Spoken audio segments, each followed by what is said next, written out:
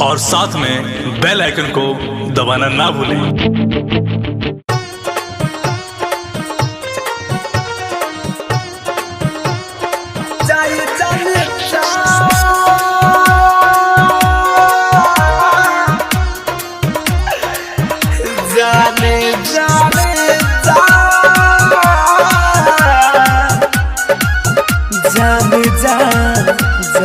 DJ Brajesh चकिया।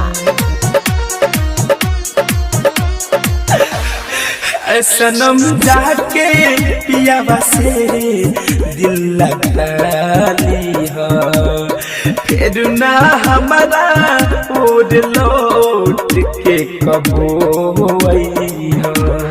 जाए जान जा तू हमारा के भुला जाई हो, सनम जाके पियावा से दिल लगा ली हो। साथ खिंचावल फोटो जनन तू जलला जाई हो। जाई जाने जा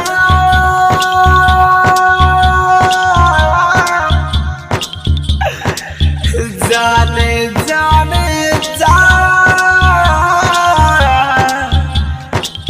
जाने जा जाने जा सनम जाके पियावा से दिल लगा जाई हो, फिर ना हमारा ओर लौट के तू आई हो।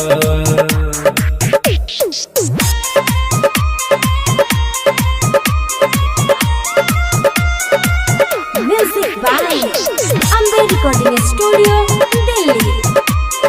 डीजे ब्रजेश चकिया।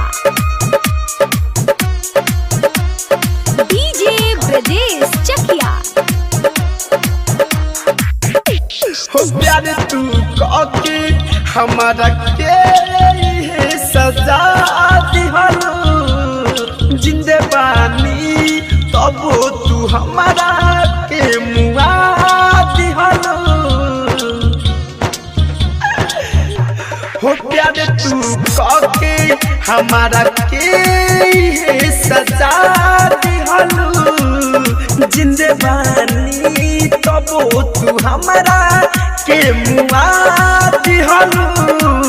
लागल बायागे दिल में आके तू बुझा जाई हो, सनम जाके पियावा से दिल लगा जाई हो, फिर ना हमारा वो दिल लौट के कबो आई हो।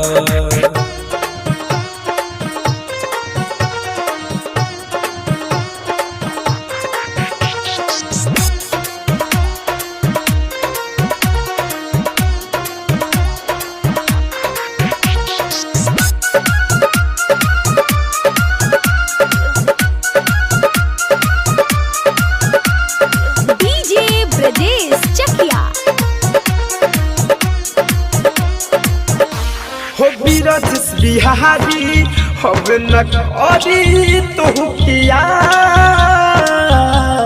धर कंधनंजय के न देखबू मुअलो के बाद। हो सुमित फिरोज अब न करी तुहरा किया, धर कंधनंजय के न देखबू मुअलो के बाद।